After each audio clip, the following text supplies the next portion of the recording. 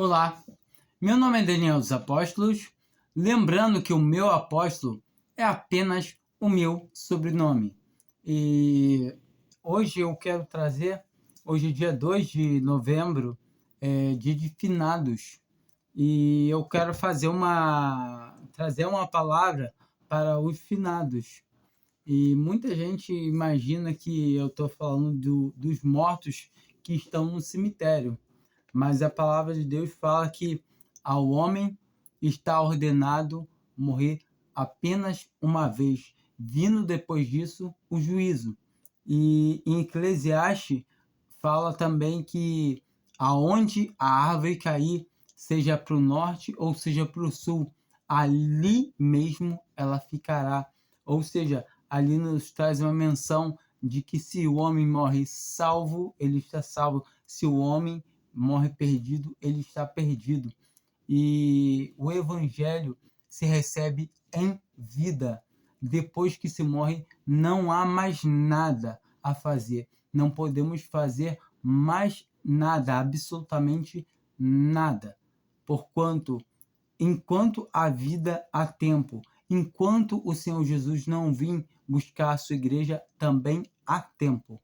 Então, existem dois quesitos que podem acabar com o tempo de uma pessoa: poder ouvir a palavra de Deus, ou seja, ela não crer na palavra e o Senhor Jesus vir e arrebatar a sua igreja, e ela não crer na palavra, não querer ouvir e ela morrer. E sabemos que para morrer só basta estar vivo.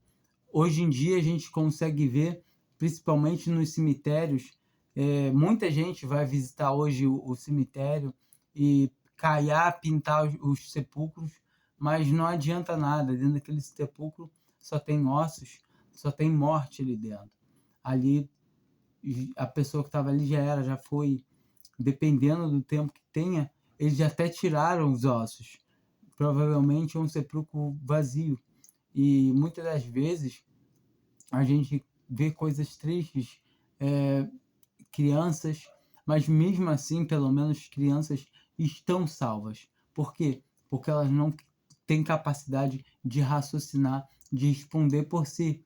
Um bebê, uma criança até certa idade que não tenha condição de julgar o que é o certo, o que é o errado, não tenha como decidir crer em Jesus, não tenha como decidir as coisas da vida, automaticamente ela recebe a salvação, assim como os deficientes mentais, os deficientes intelectuais. A gente consegue ver que quem são até privilegiados, posso dizer assim, porquanto eles recebem a salvação independente, mas porque o Senhor Jesus já morreu por eles. Automaticamente, nenhum de nós, nem um bebezinho seria salvo se o Senhor Jesus não se entregasse por nós.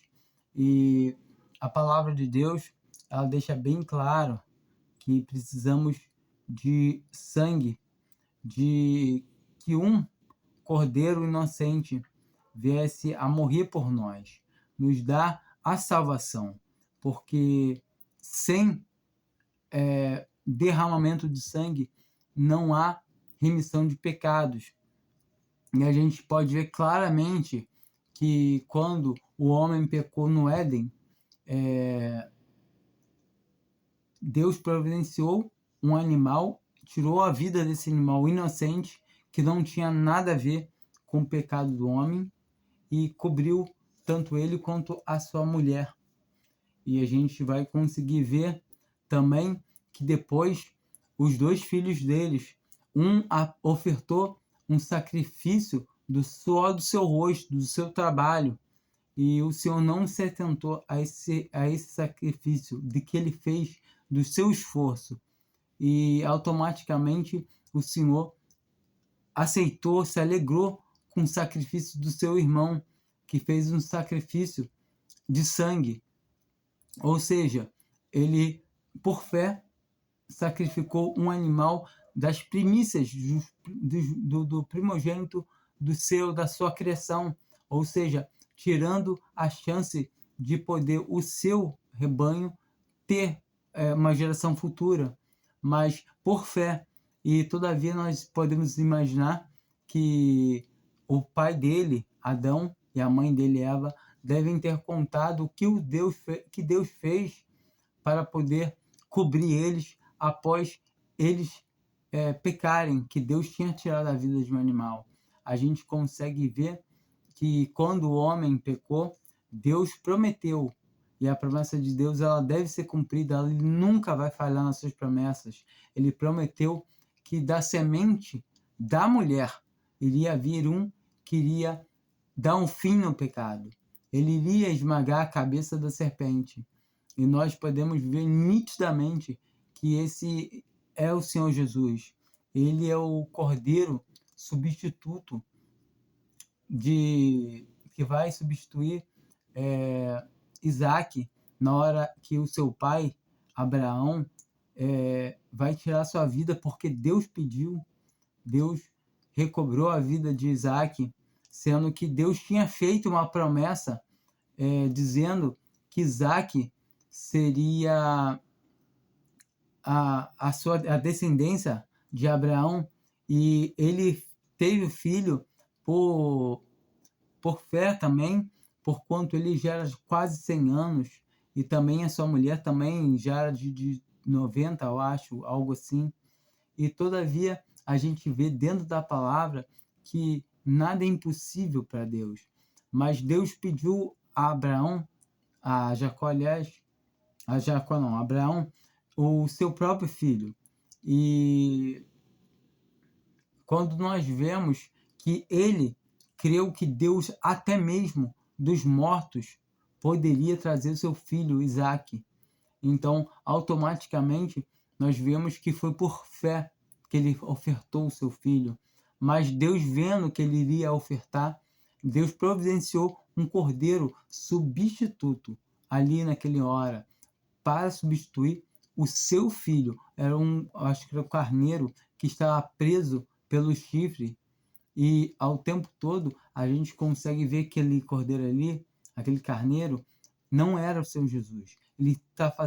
Ele era uma figura do Senhor Jesus para substituir Isaac, ao qual as promessas tinham sido feitas para Isaac. Então, para o pai dele, mas para se cumprir em Isaac. Todavia, nós vemos que aquele cordeiro, ele poupou a vida de Isaac para poder se cumprir a palavra de Deus. E quando nós observamos essas questões da passagem, a gente começa a entender que os sacrifícios que eram feitos nos templos, tudo isso eram coisas que iriam passar, era algo passageiro, era algo que indicava algo que estava por vir, algo que estava por acontecer. Mas a gente consegue ver mais nítido ainda quando o povo foi sair do Egito, e todo o tempo o espírito da morte iria passar a noite ali pelo Egito, iria tirar a vida de todos os primogênitos, de animais, de humanos, de qualquer que fosse, todo primogênito iria perder a sua vida. E automaticamente nós vemos que o Senhor falou com Moisés, e ele mandou cada um matar um cordeiro, aspergir, misturar com sangue e aspergir na porta, ou seja, pintar o batente da porta. E quando foi à noite, de madrugada à noite, né, e o espírito da morte passou e levou aqueles primogênitos do Egito e até mesmo de Israel, que não acreditaram, não creram na palavra e não passaram o sangue na porta. E o espírito da morte, quando passou ao mando de Deus, em nenhum momento ele entrou em nenhuma casa com sangue para ver se tinha alguém inocente lá dentro, para ver se lá dentro alguém estava andando certo, seguindo tudo direitinho, sendo uma boa pessoa. Não, ele só queria ver uma coisa: se tinha a marca do sangue. E assim a gente pode certeza, crer absolutamente que quem está hoje em dia coberto pelo sangue de Cristo, crê que Cristo morreu em nossos pecados, em nossas ofensas, e automaticamente essa pessoa tem a vida eterna, como a palavra mesmo fala. Quem crê em Jesus tem a vida eterna, já passou da morte para a vida. E é muito lindo quando a gente consegue entender, sentir e falar: eu não merecia, mas ele fez isso por mim. Entende? A gente consegue sentir o amor de Deus quando a gente entende que a gente merecia o juízo, a gente merecia o lago de fogo, a gente merecia ficar separado de Deus para sempre. Não ter mais Deus na nossa vida seria horrível, porquanto o homem, ele nasceu, ele foi criado por Deus para ser dependente de Deus. Deus, ele quer que nós sejamos dependentes dele. Se você falar que você precisa fazer algo para ter salvação, automaticamente você está falando que você consegue fazer as coisas e não consegue. A palavra de Deus afirma que a salvação é por graça, por meio da fé, e essa fé não vem de nós, é dom de Deus, não vem das obras, para que ninguém se glorie. Outra passagem fala que se é por graça, já não vem das obras. De outra maneira, a graça já não é mais graça. E eu queria aproveitar para a gente começar a ver. Eu trouxe Hebreus capítulo 9, a partir do versículo 1. E eu queria falar que esse capítulo está falando que sem derramamento de sangue não há remissão de pecados. Ou seja, sem a morte de um cordeiro substituto, não há remissão de pecado, ou seja, não há perdão de pecados. Entenda isso. Tem que morrer um cordeiro inocente. Teve que morrer o testador do Antigo Testamento para podermos ser herdeiros do Novo Testamento. E muitas pessoas não entendem que o Antigo Testamento é porque ele passou, virou antigo. Não devemos tentar viver por lei, como afirma o apóstolo Paulo e os outros apóstolos também. Eles dizem na carta, na epístola, no livro de Atos 15, que nós cremos, assim como eles quem nós, gentios, que a salvação somos salvos por graça. E eles falam que nem eles e nem os pais deles suportaram o tamanho da carga da lei.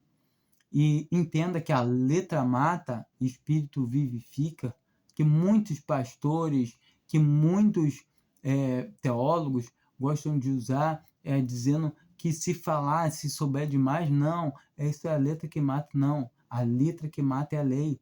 A lei só apontava para o pecado, ela só falava para você: olha, você está errado.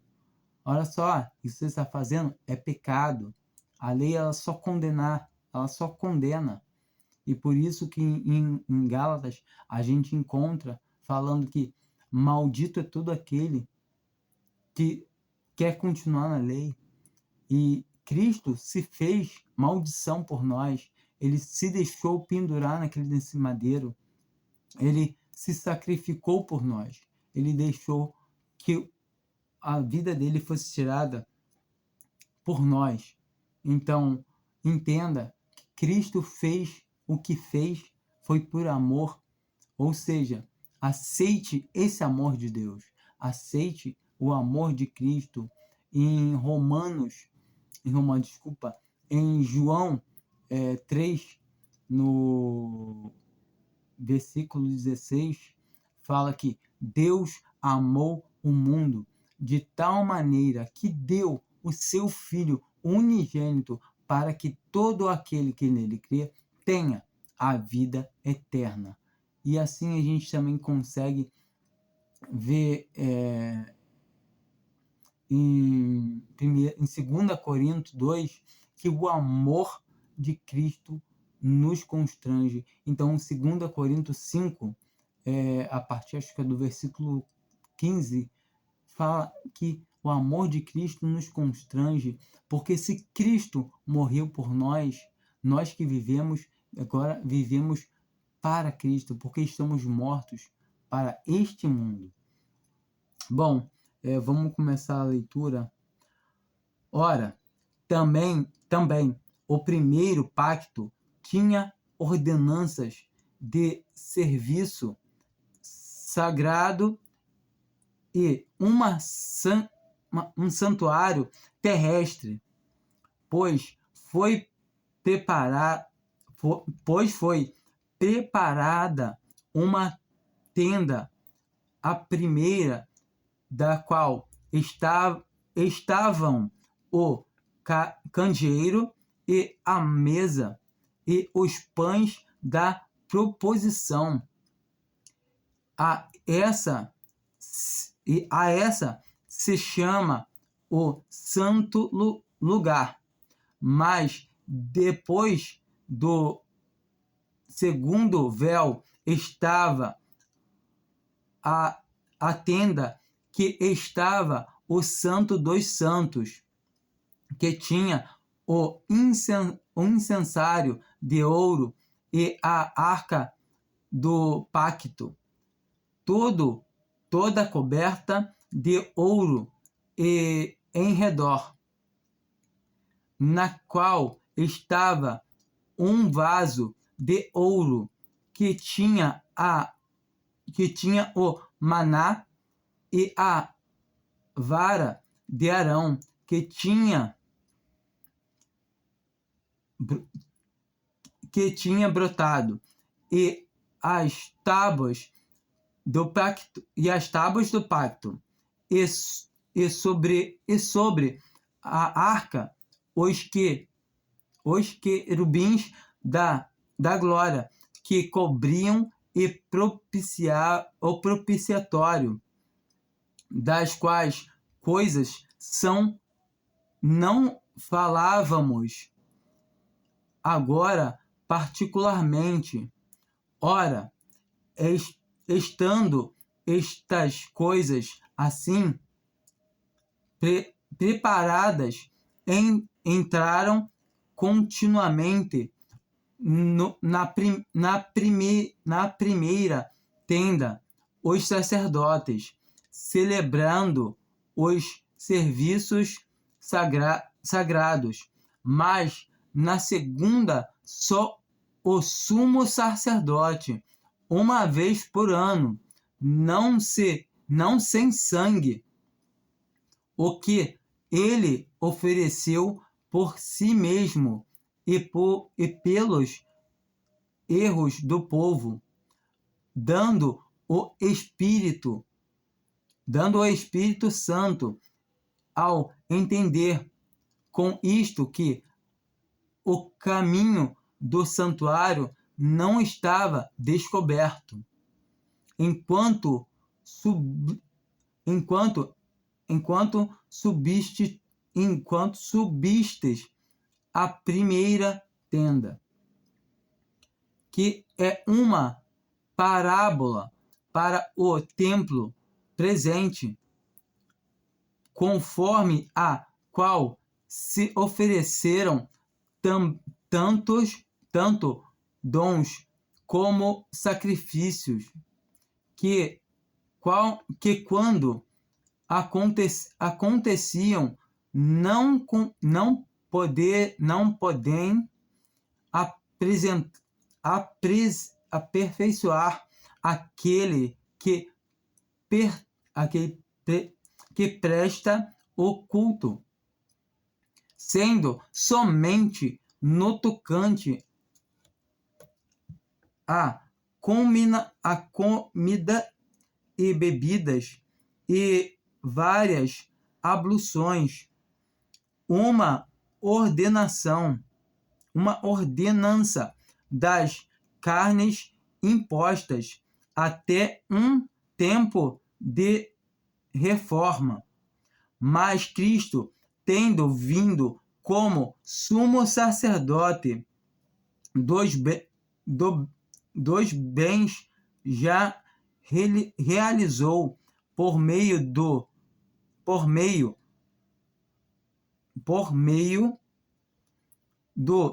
maior e mais perfeito tabernáculo, não feito por mãos, isto é, não desta criação, e não pelo sangue de bodes e de novilhos, mas por seu próprio sangue. Entrou uma vez por todos no santo lugar, havendo obtido uma eterna redenção. Porque se a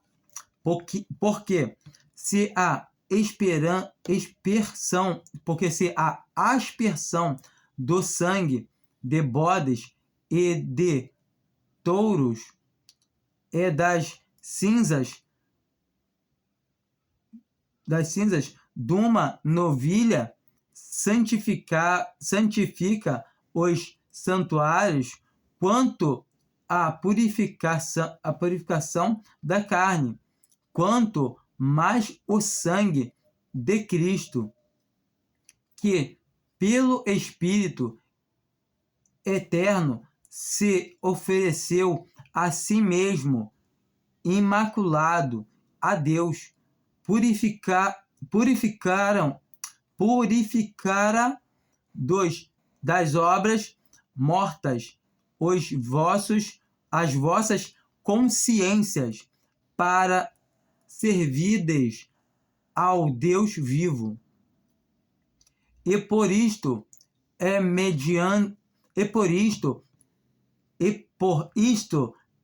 mediador de um novo pacto, para que, intervindo a morte para a remissão das transgressões cometidas debaixo do primeiro pacto, os chamados recebam a promessa da herança eterna. Pois onde há testamento, necessário é que intervenha a morte do testador, porque um testamento não tem força senão pela morte, visto que nunca tem valor enquanto o testador vive, pelo que nem o primeiro pacto foi consagrado nem sem sangue, porque, havendo Moisés anunciado a todo o povo todos os mandamentos segundo a lei, tomou o sangue dos novilhos e dos bodes com água, lã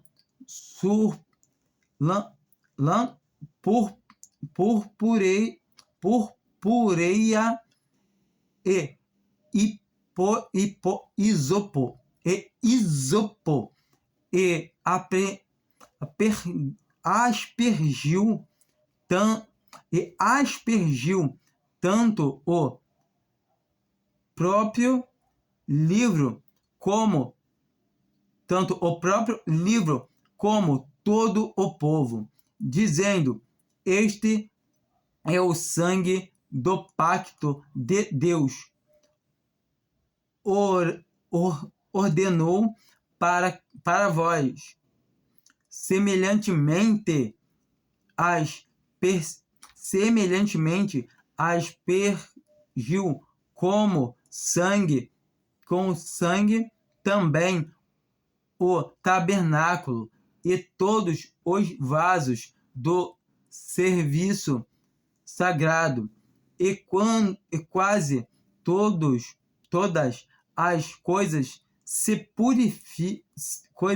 segundo a lei se purificam com sangue, e sem derramamento de sangue não há remissão. Era necessário, portanto, que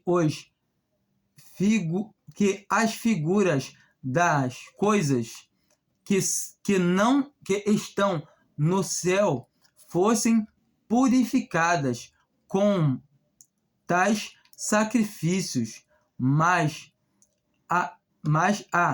as propiciações, coisas celestiais, com sacrifícios melhores do que estes, pois Cristo não entrou num santuário feito por mãos, figura do verdadeiro, mas no próprio céu, para agora comparecer por nós perante a face de Deus, nem também para se oferecer muitas vezes, como o sumo sacerdote de ano em ano entrava no santo lugar, como com sangue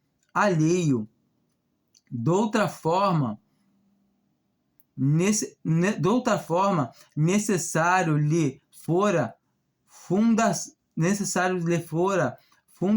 fundação do mundo, mas agora, na consciência dos séculos, uma vez por todas, se manifestou para aquilo o pecado pelo sacrifício de si mesmo, e como aos homens está ordenado morrer uma só vez, vindo depois disso o juízo, assim também Cristo oferecendo-se uma só vez para levar os pecados de muitos, aparecerá segunda vez sem pecados aos que o esperam para salvação. Então aqui nós vemos em Hebreus 9 essa passagem que fala sobre os sacrifícios que eram feitos pelos israelitas, ou seja, todo ano tinha que ter um sacrifício, e aquele sacrifício, por mais que eles ali imaginavam que eles estavam pagando seus pecados, aquele ali era tipo uma comemoração de festa, porque era algo sem fim e não tirava o pecado deles.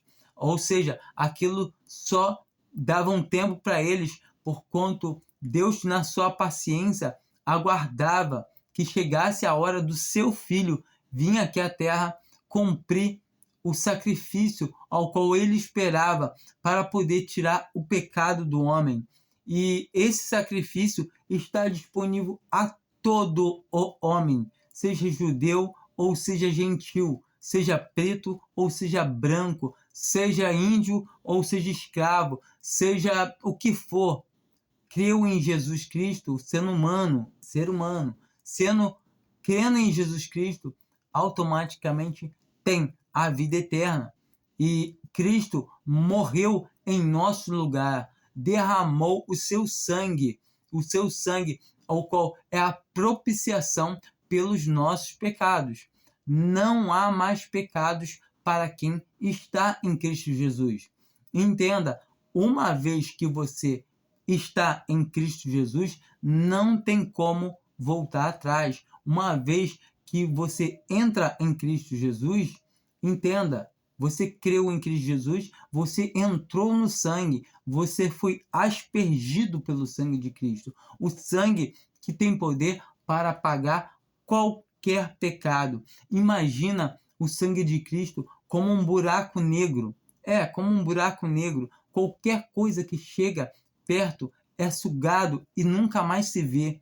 Ou seja, qualquer pecado é sugado, é absorvido. Não existe possibilidade de um homem comparecer diante de Deus com pecados. Deus não suporta o pecado. Deus não tem comunhão nenhuma com o pecado.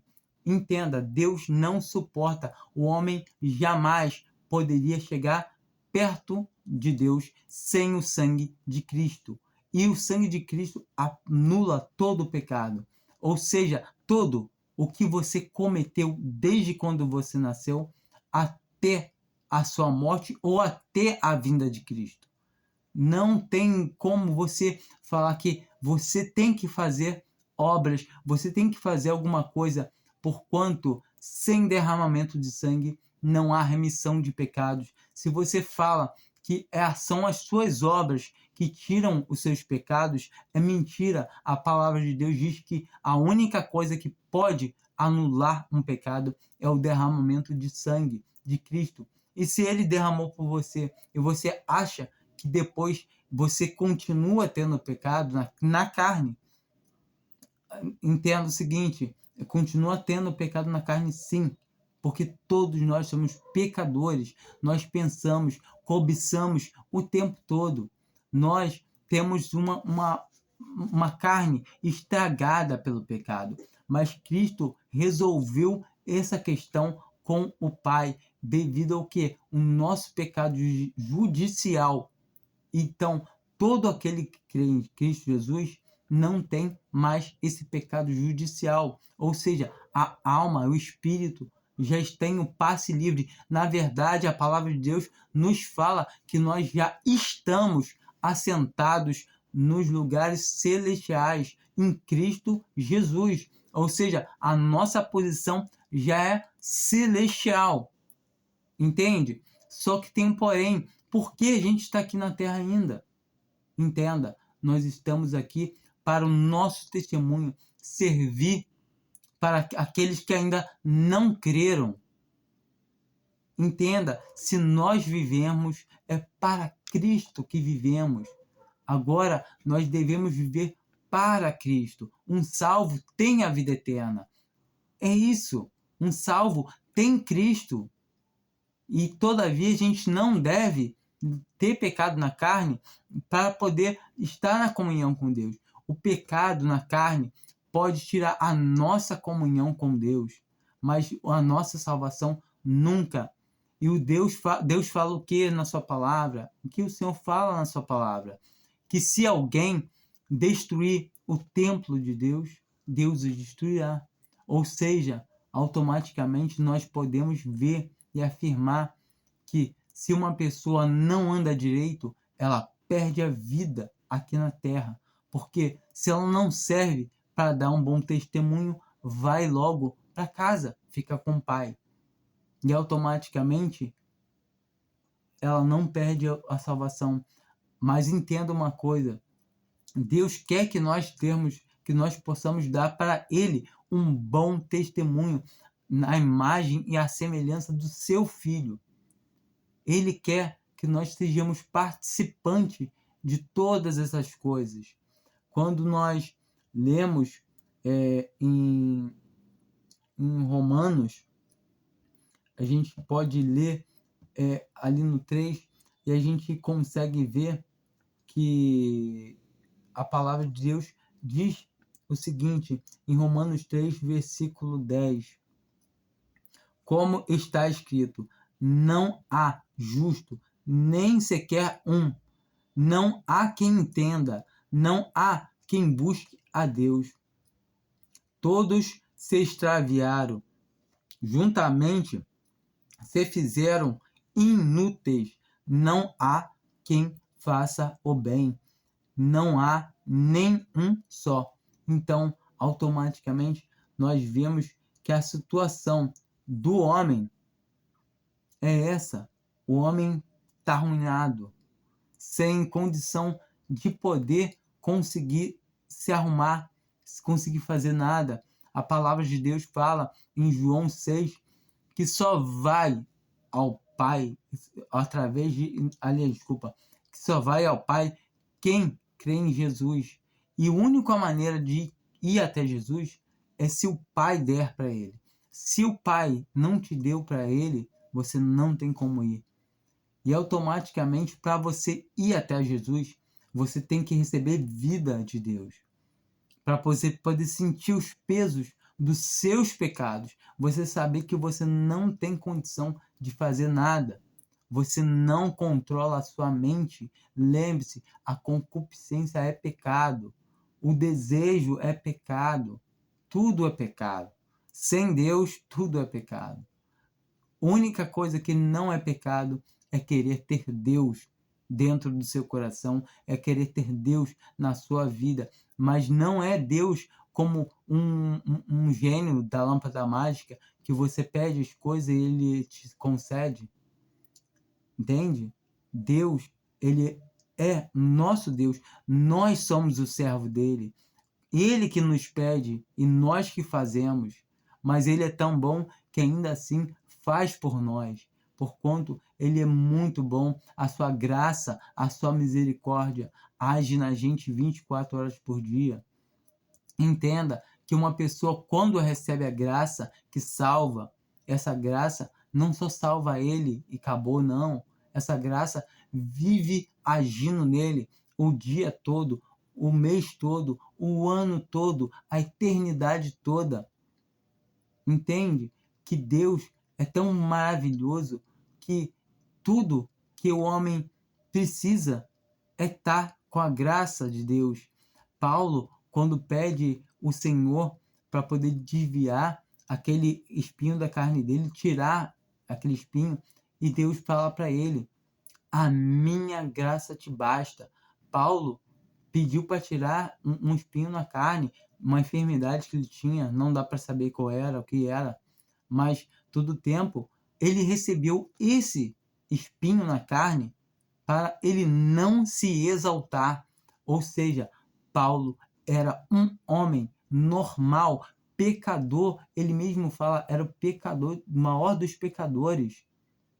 Eu não creio que ele era pior do que eu sou pior que ele. Eu também sou um pecador ruim. E todo tempo a graça de Deus tem encontrado pecadores, não tem encontrado pessoas boas, pessoas honestas. Se você acha que você pode ir para o céu por você ser honesto, ser bonzinho, não vai conseguir. Porque se você não reconhecer que você tem pecado, por menor que seja, por mais que seus pecados só fiquem em sua mente, mas eu sei que não ficam só na mente, porque todos pecaram e destituídos estão da glória de Deus, como está nessa palavra que eu acabei de ler aqui, de Romanos 3. E quando a gente pega e lê mais um pouco à frente, em Romanos também fala, continua agora falando, a partir do versículo 21. Mas agora, sem lei, tem se manifestado a justiça de Deus, que é atestada pela lei e pelos profetas.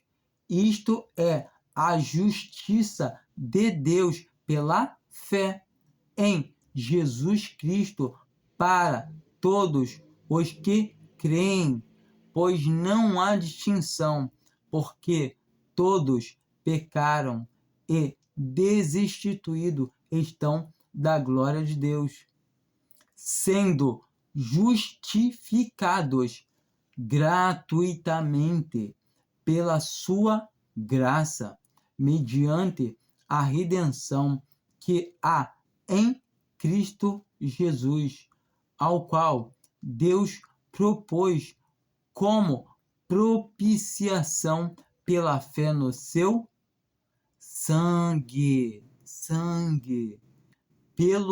para demonstração da sua justiça, por ter ele, na sua paciência, deixado de lado os delitos outrora cometidos, para demonstração da justiça neste tempo presente, para que ele seja justo e também justificador daqueles que têm fé em Jesus. Então, a gente vê que, tendo a fé que Jesus morreu em nosso lugar, tendo a fé que o sangue dele nos rime, nos purifica, tira nossos pecados, é essa fé que temos que ter, uma boa consciência em saber que Jesus morreu no meu lugar. Acabou. Eu não tenho mais pecados, porque o meu Senhor levou. Agora, os pecados que eu tenho são nessa carne, nessa minha carne podre. E eu devo andar em retidão, devo me limpar, devo me esforçar para me limpar, devo andar no Senhor, em comunhão com Ele, devo fugir das armadilhas da carne. Fugir. A nossa luta na carne é fugir. É toda hora é correr, fugir de todo laço, de toda armadilha que essa carne oferece. E contra os espíritos, aí sim a gente ora, porque a nossa guerra nesse mundo não é aqui nesse mundo, é nas regiões celestiais, como diz a palavra de Deus, porquanto nós somos do céu, não somos da terra. Nosso lugar não é aqui. Entenda que todas as coisas que são reservadas para igrejas são no céu.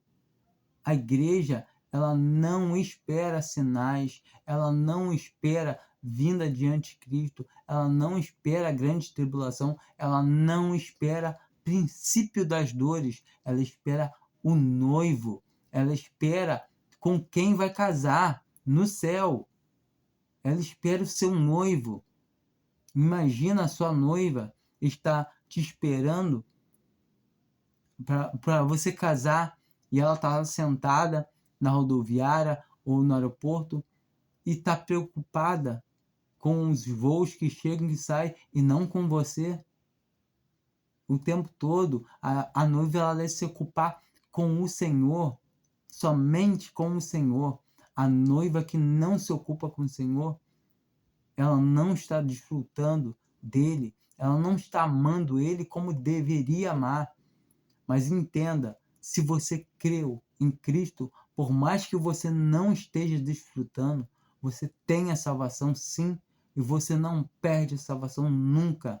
Porquanto é você duvidar do seu noivo. Ele falou que ninguém pode tirar você dele. Ele te comprou pelo preço de sangue, e o sangue dele não tem moeda que pague. Você pode juntar todas as moedas digitais, que as moedas digitais agora que estão valendo mais que tudo, você pode juntar todo o ouro, prata do mundo, não dá para comprar uma gota de sangue. Junta o universo todo, junta, compacta e fala, eu quero uma gota de sangue de Jesus. Não vai arrumar nada. O sangue de Cristo se consegue quando se sente o peso do pecado, quando se assume que você é pecador e fala, sem um Salvador, eu não consigo sair de onde eu estou. Eu preciso de um Salvador, eu preciso de que alguém me salve, senão eu não consigo. Quando a gente vai para Romanos 4, e a gente vê que Abraão foi justificado pela fé, assim como está escrito aqui, também está escrito semelhante, muito parecidamente em Gálatas. Mas eu peguei essa parte aqui porque ela trata melhor, porque tem uma passagem muito especial quando fala de Davi, também fala que sabemos que o Antigo Testamento foram salvos do mesmo modo, por fé. Só que não a fé que a gente, igual desse que a gente tem hoje, que hoje a gente crê que o Cordeiro substituto, o Senhor Jesus, já morreu. E eles criam que o Cordeiro iria morrer. Entende? Eles sabiam que Deus iria cumprir todas as coisas nas vidas deles. Eles sabiam que sem Jesus Cristo eles não conseguiam fazer nada. Eles sabiam que Deus iria prover um cordeiro. E ele proveu. Que diremos, pois? Ter alcançado Abraão, nosso pai, segundo a carne. Porque se Abraão foi justificado pelas obras da lei, tem de que se gloriar, mas não diante de Deus. Pois que diz a Escritura? Creu Abraão a Deus, e isso lhe foi imputado como justiça. Ora, ao que trabalha, não se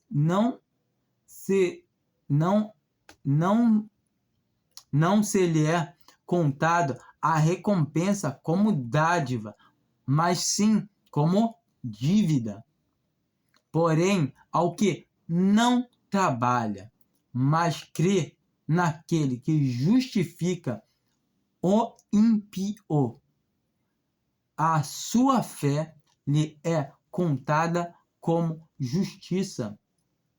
Assim também, Davi declara: bem-aventurado o homem a quem Deus atribui a justiça sem as obras, dizendo: bem-aventurado aquele cujas iniquidades são perdoadas e cujos pecados são cobertos.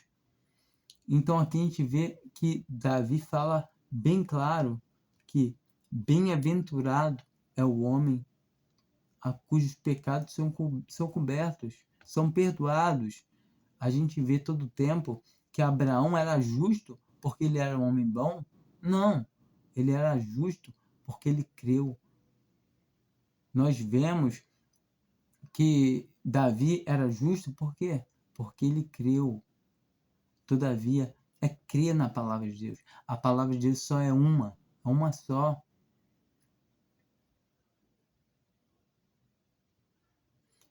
Vem, pois, essa bem-aventurança sobre a circuncisão somente, ou também sobre a incircuncisão? Porque dizemos, a Abraão foi imputada a fé como justiça. Como, pois, lhe foi imputada, estando na circuncisão,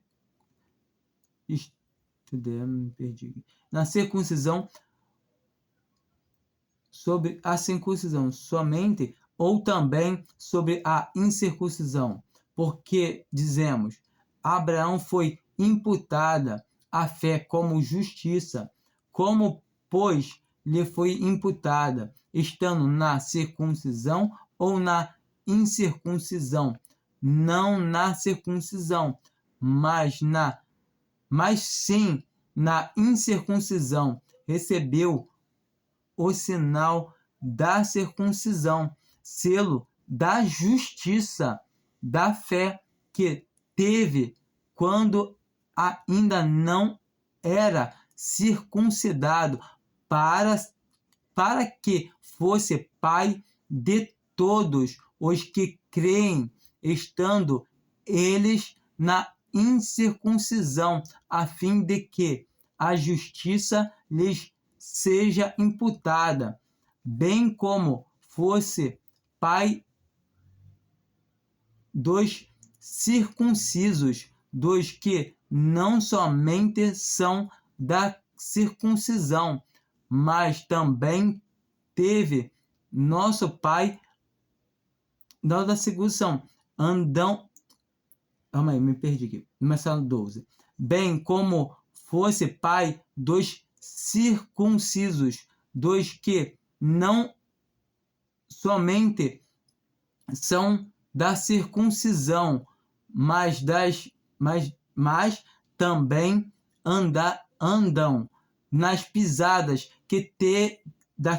daquela fé que teve nosso pai Abraão antes de ser circuncidado, porque não foi pela lei que veio a Abraão ou a sua descendência a promessa de que havia de herdar o mundo, mas pela justiça da fé, pois se os que são da lei são herdeiros, logo a fé é vã e a promessa é anulada, porque a lei opera a ira, mas onde não há lei, também não há transgressão, porquanto procede da fé e o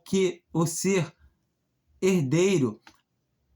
Portanto, procede da fé o ser herdeiro, para que seja segundo a graça, a fim de que a promessa seja firme a toda a descendência, não somente a que é da lei, mas também a que é da fé que teve Abraão, o qual é pai de todos nós, como está escrito: por pai de muitas nações te constituí, perante aquele no qual creu, a saber, Deus, que vivifica os mortos e chama as coisas que não são como se fossem, o qual em esperança creu contra a esperança, para que se tornasse pai de muitas nações, conforme o que lhe fora dito: assim será a tua descendência. E se enfraquecer na fé, considerou o seu próprio corpo já amortecido, pois tinha quase 100 anos, e ao amortecimento do ventre de Sara. Contudo, à vista da promessa de Deus, não vacilou por incredulidade, antes foi fortalecido na fé, dando glória a Deus, e estando certíssimo de que o Senhor, de que Deus tinha prometido também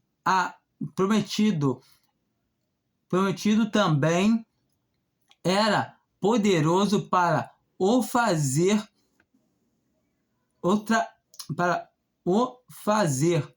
pelo que também isso lhe foi imputado como justiça.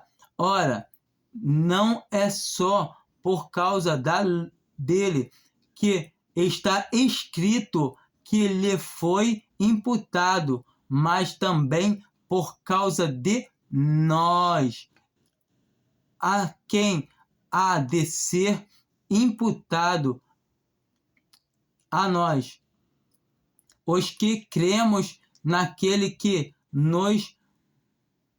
dos mortos ressurgiu, a Jesus nosso Senhor, o qual foi entregue por causa das nossas transgressões e ressuscitado para a nossa justificação. Então aqui nós conseguimos ver nitidamente em Romanos 4, a gente consegue ver que Abraão creu em Deus todo o tempo, como a gente começou a falar no começo.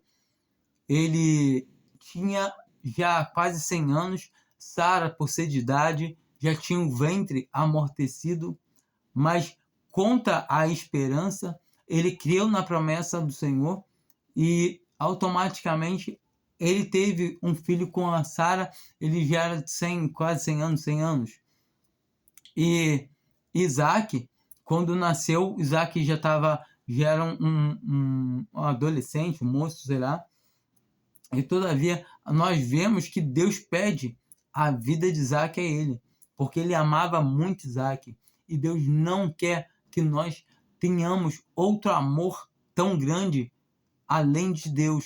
Ou seja, nós podemos e devemos amar nossa família, nós devemos amar nossa esposa, nós devemos amar nossos filhos, os nossos pais, amigos, mas não acima de Deus, não acima do Filho de Deus, não acima daquele que nos gerou.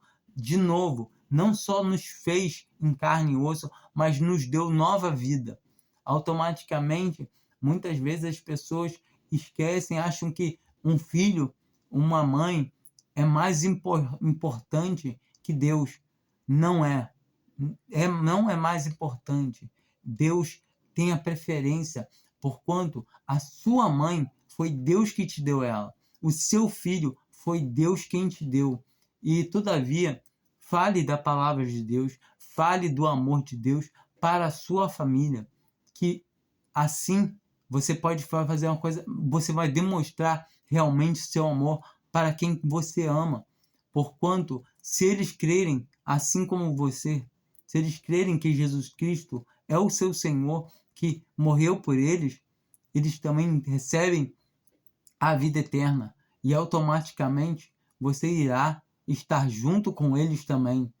E isso é maravilhoso, saber que estamos com Cristo e também estamos com nossos parentes que se convertem a Cristo. E quando a gente consegue perceber isso, a gente vê que é maravilhoso. A gente vê aqui que Abraão, né, Jacó, aliás, Abraão, aliás, eu estou confundindo. Ele, em todo momento, não duvidou de Deus. Ele creu contra a fé. E assim, ele contra a esperança, aliás, né, com a fé contra a esperança. E assim, Deus pediu, cobrou a vida do filho dele. E Deus fez a promessa, falando que o filho dele seria bendito das nações, que o filho dele ia trazer aquelas promessas para ele. E automaticamente ele podia falar assim, poxa, se eu mato ele agora, como é que vem as promessas? Mas ele pensou, sabe o quê? Que a palavra conta, sabendo que Deus poderia trazer o seu filho até dos mortos. Então, isso é fé. A fé é o quê? A fé é o firme fundamento nas coisas que se esperam e das coisas que não se veem. Porque como alguém pode esperar alguma coisa se vê ela? Automaticamente entenda, se você espera alguém numa praça, você marca um horário e você olha assim, a pessoa está vindo lá embaixo, lá, você já não está mais esperando, porque você já está vendo essa pessoa. Mas a partir do momento que você não vê a pessoa, você está esperando ela, você olha no relógio, tudo, está ali aguardando. Muitas vezes essa pessoa já está perto, mas você ainda não está vendo, então você ainda espera. Porque assim, a fé, ela confia, ela não duvida. Você não precisa sentir. Muita gente que de denominação age no modo de agir, de sentir. Ah, eu preciso sentir, sentir, sentir. Não é sentir. Ah, eu senti a vontade de... Ah, não sentir. Não é sentir. A questão não é sentir. A questão é crer. Está escrito. Creia. Assim está escrito assim na palavra, então eu creio. Essa é a fé. A fé que não sente, não precisa sentir, não precisa ver nada. A fé somente, o meu Senhor falou isso, está escrito, então eu creio. É essa a fé que tem que ter no coração. E seja quem for, judeu, seja católico, Creia em Cristo Jesus. Seja quem você for, creia nele como único e suficiente Salvador. Amém.